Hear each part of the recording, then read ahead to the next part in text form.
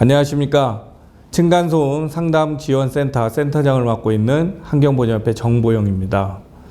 네, 오늘은 층간소음의 이해라는 주제를 가지고 관련 정책 및 층간소음의 정의에 대해서 알아보도록 하겠습니다. 계속해서 제가 PT를 보면서 설명을 드리도록 하겠습니다. 자, 오늘의 강의에 맞춰서 목차는 추진 경과 및 관련 정책, 두 번째로는 관련 법규 및 제도, 세 번째로는 층간소음의 이해에 대해서 이 세 과정을 가지고 말씀을 드리도록 하겠습니다. 먼저 추진 경과 및 관련 정책입니다. 층간소음 추진 경과 및 관련 정책으로는 먼저 2003년도 5월달로 거슬러 올라가게 됩니다. 환경분쟁조정위원회 층간소음 피해배상 첫 결정이 나게 됩니다. 이때 사례는 아파트 공동주택 아파트 주민과 건설사를 대상으로 해서 차음에 대한 피해배상에 대한 첫 사례가 나옵니다. 약 1억 원 정도의 그 배상 판결을 받는 것으로 시작을 해서 층간소음이라는 것이 대두가 되게 됩니다. 시간이 흘러 12년도 3월 달에 층간소음 이웃사회 서비스가 개시가 되고 한국환경공단에 처음 설치가 됩니다. 그 이후로 13년도 8월 달에 소음진동관리법에 층간소음 기준 등 규정이 신설되고 동해년도 12월 달에는 주택법에 공동주택 층간소음의 방지 등 규정이 신설됩니다. 다음해 2월 달에는 층간소음 전문기관으로 한국환경공단이 지정이 되며 같은 해 층간소음 예방교육 프로 개발 및 시범 운영을 환경보전협회에서 맡게 됩니다. 동해 6월 달에는 공동주택 층간소음 범위와 기준에 관한 규칙 제정이 고시되고 환경부와 국토교통부의 공동부령으로 지정이 됩니다.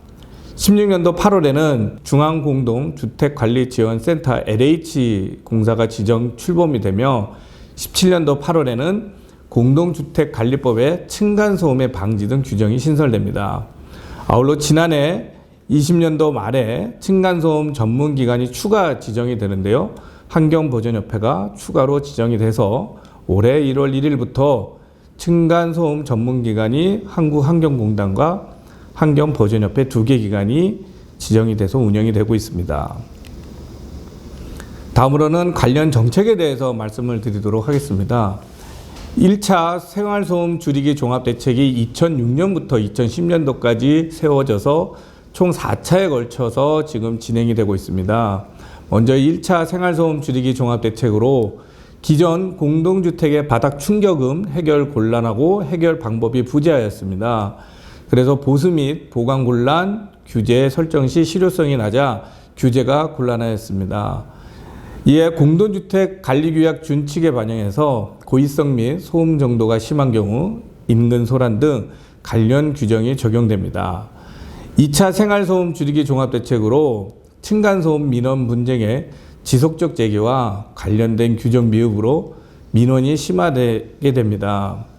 이때 바닥 충격음 차단 구조의 인정 및 관리 기준 규정 개선이 요청되고 이웃사회 서비스가 개시가 됩니다. 또한 공동주택 층간소음 기준이 마련돼서 환경부와 국토교통부의 공동부령으로 14년도 6월 3일 제정이 됩니다.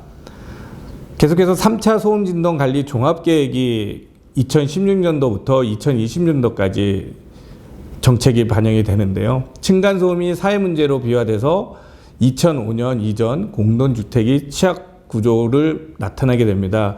이는 아파트에 대한 공동주택에 대한 건설 규정이 층간이 99년도 이전에는 120mm, 즉 12cm가 되고 07년도 기준은 15cm, 08년도 기준은 18cm, 09년 이후는 210mm, 즉 21cm의 층간 규격이 됩니다. 이웃사회 서비스 확대 실시로 층간소음 저감제 및 저감공법 개발, 적용 대상 확대, 원룸, 다세대 주택 등 경범죄 처벌법 적용이 강화되는 등 3차 소음진동관리 종합계획에 반영이 됩니다. 지금 현재 진행되고 있는 4차 소음진동관리 종합대책으로는 층간소음 민원 문제 지속이 증가되고 공동주택 성능 개선이 추진되며 층간소음 기준 강화가 필요하게 됩니다. 또한 층간소음 예방교육이 활성화됩니다.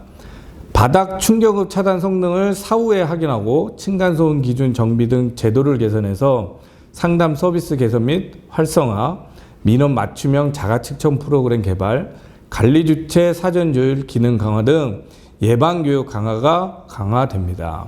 다음은 관련 법규 및 제도에서 살펴보겠습니다. 층간소음은 부처별 소관법령에 따라 이루어집니다. 먼저 환경부, 국토부, 경찰청, 지자체 많은 관계기관에 대한 소관법령을 따르게 되어 있는데요. 먼저 환경부는 소음진동관리법 제21조 2항에 의해서 층간소음의 기준 등을 마련하고 있습니다. 관련 규정은 층간소음의 측정, 피해 사례 조사 및 상담, 피해 조정 지원을 하고 있으며 국토부는 공동주택관리법 제20조에 의해서 관련 규정은 입주자의 책임 의무, 관리 주체의 역할, 자치기구의 교육, 조직 구성 등을 나타내고 있습니다. 경찰청은 경범죄처벌법 제3조 제21호에 의해서 인근 소란 등을 명시하고 있습니다. 즉 층간소음에서 나타나는 그 소음으로 인해 악기 등이나 큰 소리로 이웃을 시끄럽게 한 자는 10만 원 이하 벌금 등을 처벌하는 규정을 두고 있습니다. 지자체는 조례에 의해서 공동주택 층간소음 방지 관련 조례를 근거로 하고 있는데요. 그에 대한 규정은 층간소음 방지계획, 피해 실태조사, 층간소음 관리위원회 구성 및 운영 공고, 층간소음 방지 시책 등이 있습니다. 또한 법원은 민법 제751조 재산이해 손해배상을 두고 있습니다. 타인의 신체, 자유 또는 명예를 해하거나 기타 정신상 고통을 가한 자는 재산 이외의 손해에 대해서도 배상할 책임이 있다고 관련 규정을 두고 있고요. 국토부에서 나타나는 법령은 공동주택관리법 제71조에 의해서 공동주택의 층간소음에 관한 사항 등을 조정을 한다는 규정을 두고 있습니다. 환경부 또한 환경분쟁조정법 제16조에 의해서 환경 피해에 대한 알선, 조정, 재정 또는 중재를 신청하게끔 되어 있고요. 법무부는 집합 건물의 소유 및 관리에 관한 법률 제25조 관리인의 권한과 의무, 제52조에 의한 집합 건물 분쟁 조정위원회, 즉 그 규정은 소음, 진동, 악취 등을 유발하여 공동생활의 평온을 해치는 행위의 중지 요청 또는 분쟁 조정 절차 권고 등 권한의 의무를 두고 있습니다. 법적 책무 및 규정입니다. 환경부 층간소음 전문기관과 환경분쟁조정위원회를 두고 있는데요. 법적 책무로서 층간소음 전문기관은 아까 설명드렸듯이 한국환경공단과 환경보전협회에서 이 업무를 수행을 하고 있습니다. 전문기관으로 하여금 층간소음 조정 지원을 해드리고 층간소음에 대한 측정, 피해 사례 조사, 상담 및 피해 조정 지원을 하고 있고요. 환경분쟁조정위원회는 환경피해 관련 분쟁조정, 피해 예방, 상담, 정책연구 등을 하고 중앙 및 광역시도에 설치가 되어 있습니다. 국토부에서는 공동주택관리분쟁조정위원회를 두고 또한 중앙공동주택관리지원센터를 두고 있습니다. 공동주택관리분쟁조정위원회에서는 층간소음 피해 사실 조사, 심의, 조정을 하고 있고 중앙공동주택관리지원센터에서는 공동주택관리지원기구를 통해 층간소음 방지 등에 필요한 조사 또는 상담 지원을 하고 있습니다. LH공사에서 이 업무를 맡고 있습니다. 공동주택관리주체는 아파트 관리사무소를 의미합니다. 입주자 등에게 층간소음 발생 중단 또는 소음 차단 조치를 권고를 요청할 수 있으며 확인조사, 예방교육을 실시를 합니다. 입주자 등은 관리 주체의 조치 및 권고에 협조할 의무가 있습니다.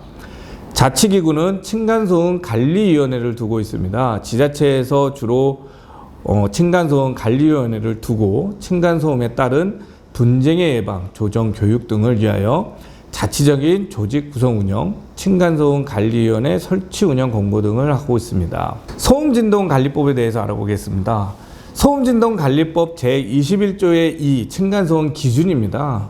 제1항에 따른 층간소음의 피해 예방 및 분쟁 해결을 위하여 필요한 경우 환경부 장관은 대통령령으로 정하는 바에 따라 전문기관으로 하여금 층간소음의 측정, 피해 사례 조사 상담 및 피해 조정 지원을 실시할 수 있도록 할 수 있습니다. 소음진동관리법 시행령 제3조에 의하면 법 제21조의 제2항에 따라 다음 각 호의 어느 하나에 해당하는 기관으로 하여금 층간소음의 측정, 피해 사례 조사, 상담 및 피해 조정 지원을 실시할 수 있도록 할 수 있습니다. 그 1항으로는 한국환경공단법에 따른 한국환경공단이 있으며 2항에 환경부 장관이 국토교통부 장관과 협의하여 층간소음의 피해 예방 및 분쟁 해결에 관한 전문기관으로 인정하는 기관이 되겠습니다. 공동주택관리법입니다.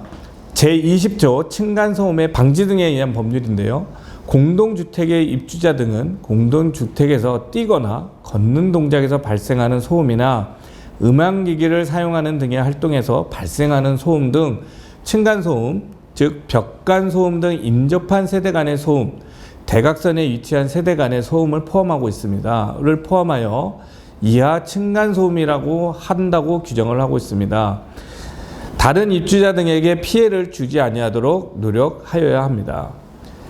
제1항에 따른 층간소음으로 피해를 입은 입주자 등은 관리주체에게 층간소음을 발생 사실을 알리고 관리주체가 층간소음 피해를 끼친 해당 입주자 등에게 층간소음 발생을 중단하거나 소음 차단 조치를 권고할 수 있도록 요청할 수 있습니다. 이 경우 관리주체는 사실관계 확인을 위해 세대 내 확인 등 필요한 조사를 할 수 있습니다. 제3항으로는 층간소음 피해를 끼친 입주자 등은 제2항에 따라 관리주체의 조치 및 권고에 협조하여야 합니다. 제4항과 5항, 6항, 7항은 관련된 프린트물을 참조하셔서 읽어주시면 쉽게 이해가 될 것 같습니다. 다음은 공동주택관리법 관리규약입니다. 공동주택관리법은 제18조 관리규약의 특별시장, 광역시장, 특별자치시장, 도지사 또는 특별자치도지사 이하 시도지사라고 합니다. 공동주택의 입주자 등을 보호하고 주거생활의 질서를 유지하기 위하여 대통령령으로 정하는 바에 따라 공동주택의 관리 또는 사용에 관하여 준거가 되는 관리규약의 준칙을 정하여야 한다. 2항, 입주자 등은 제1항에 따른 관리규약의 준칙을 참조해서 관리규약을 정한다. 제3항, 입주자 등의 관리규약을 개정하는 방법에 등에 필요한 사항은 대통령령으로 정한다. 4항, 관리규약은 입주자 등의 지위를 승계한 사람에 대하여도 그 효력이 있다라고 정의하고 있습니다. 공동주택관리법 시행령은 제19조 관리규약의 준칙 제1항 법 제18조 제1항에 따른 이하 관리규약 준칙이라고 합니다. 다음 각 호의 사항에 포함되어야 하며 이 경우 입주자 등이 아닌 자의 기본적인 권리를 침해하는 사항이 포함돼서는 안 됩니다. 공동주택의 층간소음에 관한 사항인데요. 다음 페이지에 설명되는 예시는 서울시 공동주택관리규약 준칙입니다. 이 서울시 공동주택관리규약 준칙은 층간소음 관련 규정을 두고 있는데요. 이것은 서울시 기준이고 지자체마다 조례에 적용되는 사항은 약간 상이할 수 있습니다. 공동주택관리규약 준칙의 경우점을 한번 참고하여 주시면 될 것 같습니다. 서울시 공동주택관리규약에 의해서 세대 간 생활소음을 금지행위와 자제행위로 나눠놓고 있습니다. 보여지는 예시문을 참조하시면 될 것 같고요. 층간소음 관리위원회 구성 운영 또한 서울시는 하여야 한다는 강행으로 규정을 두고 있고 부산이나 경기 등 대부분 지자체는 임의 규정으로 할 수도 있다라고 근거를 두고 있습니다. 다음은 관리규약 위반자 조치입니다. 1차 시정공고 또는 경고문을 부착하고 2차로는 소정의 위반금이 부과가 될 수 있습니다. 3차는 독촉장 발부 및 지급명령 신청 등이 조치될 예정입니다. 다음은 해외 법령 및 처분 내용입니다. 주요 국가의 사례를 들어보면 독일, 미국, 영국, 스위스 등을 예로 들 수가 있습니다. 외국은 이웃과 소음, 네이버 노이즈 또는 네이버 후드 노이즈로 관리되고 있고 우리나라의 층간소음에 비해 관리 범위가 포괄적입니다. 특히 고의적이거나 지속적인 소음 여부에 중점을 두며 환경법, 공해법, 질서유지법 등 관리의 영역이 우리나라보다는 좀 다양합니다. 통상적 소음 민원 관리로 불만을 제기하고 그 다음엔 상담, 미수용 시 중재가 이루어지며 위원회 조사 결과 후 경고 또는 중지 명령이 내려집니다. 소음원에 대한 압수 조치 등 최종 고소, 일부 국가는 과태료 등이 부과됩니다. 외국은 어린이로 인한 소음 피해에 대한 제재보다는 어린이 보호 강화 측면이 강한 어린이 친화적 정책을 추진하고 있습니다. 실례로 우리나라의 층간소음은 아이의 뛰는 소리, 아이의 발소리가 대부분을 차지하고 있는데 우리나라하고는 좀 대조적인 면을 보이고 있습니다. 어린이는 법적으로 처벌이 어렵고 어린이 발생소음은 제재하기가 좀 곤란한 데 의의를 두고 있는 것 같습니다. 해외 관련 법령 및 처분 내용입니다. 독일은 질서 위반에 관한 법률을 따르고 있고요. 미국은 주별로 법이 틀리기 때문에 뉴욕시 법전을 따른 예로 누구라도 타인의 생활을 방해하는 정도의 지속적인 소음을 유발하지 못하도록 규정을 하고 있습니다. 영국은 강제법령으로 밤 10시부터 다음날 오전 7시까지의 소음을 규제를 하고 있고, 스위스는 이웃 간 소음은 먼저 경찰에 신고를 하고 수면 시간과 휴식 기간에 나타나는 소음도 건물주에게 서면으로 조치 요청이 됩니다. 미조치 시 임대료 지불 중단 또는 인하 요청이 이루어질 수가 있습니다. 다음은 층간소음의 이해입니다. 공동주택이라고 하면 정의에 대해서 살펴보겠습니다. 건축물의 벽, 복도, 계단이나 그 밖의 설비 등의 전부 또는 일부를 공동으로 사용하는 각 세대가 하나의 건축물 안에서 각각 독립된 주거생활을 할 수 있는 구조의 주택. 공동주택의 정의와 범위는 건축법과 주택법에서 정하고 있으며, 건축법에서는 공동주택의 종류와 범위를 아파트, 연립주택, 다세대주택 및 기숙사로 규정하고 있습니다. 반면에 주택법에서는 기숙사를 제외한 아파트, 연립주택 및 다세대주택으로 규정하고 있습니다. 여러분, 우리나라에서는 77.6%라는 어마어마한 수치로 공동주택에 살고 있습니다. 우리나라 대부분은 거의 공동주택에 살고 있다고 해도 과언이 아닐 것 같습니다. 분류는 설명드린 대로 아파트, 연립주택, 다세대주택, 기숙사까지 포함을 하고 있습니다. 다음은 층간소음의 범위와 기준입니다. 공동주택 층간소음의 소음 범위와 기준에 관한 규칙에 의해서 소음진동관리법 제21조 2의 제3항 및 주택법 제2조 제3호에 따라 공동주택 층간소음의 범위와 기준을 규정함을 목적으로 하고 있습니다. 제2조 층간소음의 범위는 공동주택 층간소음의 범위는 입주자 또는 사용자의 활동으로 인하여 발생하는 소음으로서 다른 입주자 또는 사용자에게 피해를 주는 다음 각호의 소음으로 한다고 되어 있습니다. 제3조를 살펴보겠습니다. 제3조는 공동주택의 입주자 및 사용자는 공동주택에서 발생하는 층간소음을 별표에 따른다. 기준 이하가 되도록 노력하여야 한다고 되어 있습니다. 보시는 표와 같이 층간소음의 범위는 아이들의 뛰거나 발걸음, 그 다음에 부엌에서 나는 요리 시 발생할 수 있는 조리 소음, 또한 피아노 등 악기로 일어나는 소음, 그 다음에 망치 소리, 그 다음에 가구를 끄는 소리, 운동기구 소리, TV 소리, 냉장고, 청소기 소리 등이 층간소음에 해당되는 사항입니다. 하지만 층간소음에 예외되는 소음이 있습니다. 바로 이사 시에 발생할 수 있는 인테리어 공사 소음 및 생활에서 날 수 있는, 예를 들어 수면 중에 발생하는 이웃집의 코골이 소리라든가 부부생활의 사생활 소리는 층간소음에 해당되지 않습니다. 또한 화장실에서 발생할 수 있는 물내림 소리 등도 층간소음에 해당되지는 않습니다. 다음은 층간소음의 특성에 대해서 설명을 드리도록 하겠습니다. 주관적 의미로 법적인 기준이 마련되어 있기는 하나 지극히 주관적입니다. 피해 정도를 섣불리 평가할 수 없다는 것이 층간소음의 특징입니다. 또한 객관적인 소음도는 체감 소음도하고 일치하지 않습니다. 즉, 객관적인 소음도라고 해서 진공청소기나 세탁기 소리, 쿵쿵거리는 발걸음 소리 등은 피해를 보는 사람들에 따라서, 민감도에 따라서 그 불쾌감이 높고 낮음으로 나타날 수가 있습니다. 특히 간헐적으로 들리는 소음이 안정적으로 지속되는 소음보다 신경을 더 거슬리게 합니다. 칵테일 파티 효과라고 들어보셨을 겁니다. 칵테일 파티 효과 아시고 계시죠? 칵테일 파티라고 해서 시끄러운 장소에서 유독 나한테 들리는 소리, 그런 여러 가지 음원 중에서 원하는 소리만을 선별해 듣는 능력을 판단하는 인간의 청각적 특성이 있는데요.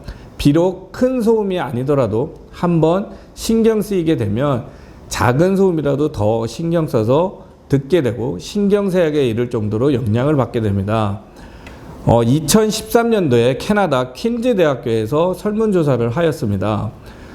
부부를 18년 이상 산 부부를 대상으로 해서 조사를 하게 되어 있는데요.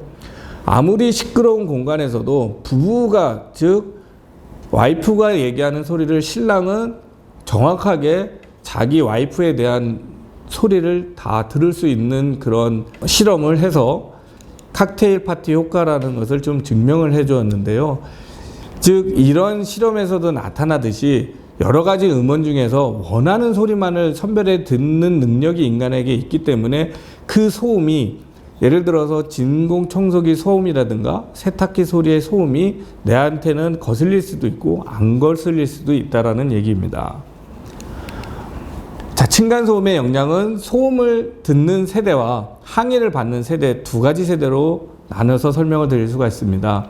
소음을 듣는 세대는 가장 많이 조사되는 사례로서는 만성 스트레스, 수면 부족 등을 제시를 하고 있고요. 성격이 예민하게 만들면 순간적인 화를 참지 못하게 분노하게 만드는 빈도도 현재 증가되고 있습니다. 항의를 받는 세대는 만성 스트레스 또한 수면 부족 같은 증상으로 나타나고 있습니다.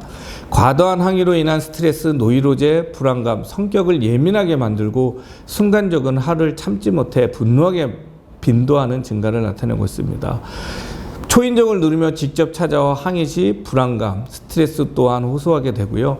우리나라에서 층간소음으로 2013년도부터 현재까지 일어난 가장 극혐의 사건, 즉 살인 사건이 27건이나 발생을 하였습니다. 그 정도로 층간소음의 영향은 인간의 참지를 못하게 하는 분노심을 좀 더 늘리게 하는 그런 장애를 가지고 있습니다. 쉽게 생각해서 보시는 표와 같이 비교소음을 제시를 했습니다. 수면에 거의 영향을 받지 않는 35dB이 기준이 되고요. 그 다음에 수면 깊이가 낮아지는 40dB, 호흡 및 맥박수 증가, 계산력 저하는 50dB, 우리가 층간소음의 기준을 낮의 기준으로 하면 57dB를 기준으로 두고 있습니다. 또한 수면 장애 시작은 60dB, 집중력 저하 및 말초혈관 수축은 70dB, 난청 증상 시작 및 소변량이 신체적인 변화가 이르는 것은 90dB, 작업량 저하 및 단시간 노출 시 일시적 난청을 일으키는 것은 100dB를 나타내고 있습니다. 층간소음 관계기관 설치 현황입니다. 층간소음 이웃사회센터는 한국환경공단에서 운영을 하고 있고요. 층간소음 상담지원센터는 환경보전협회에서 운영을 하고 있습니다. 층간소음 상담지원센터는 현재로서는 서울에 있는 공동주택만 상담지원을 해주고 있습니다. 또한 환경부쟁조정위원회를 두고 있고요. 국토교통부는 중앙공동주택관리지원센터와 공동주택관리분쟁조정위원회를 두고 있습니다. 지자체에서는 공동주택 층간소음 상담실 및 서울 이웃분쟁조정센터, 광명시에서 운영하는 층간소음 갈등해소 지원센터, 평택시에서 운영하는 평택시 이웃분쟁조정센터 등을 두고 있습니다. 또한 자치기구로 관리주체 입주자 대표 회의 및 관리사무소가 있고요. 층간소음 관리위원회가 있습니다. 이상으로 층간소음의 이해에 대해서 설명을 마치도록 하겠습니다. 감사합니다.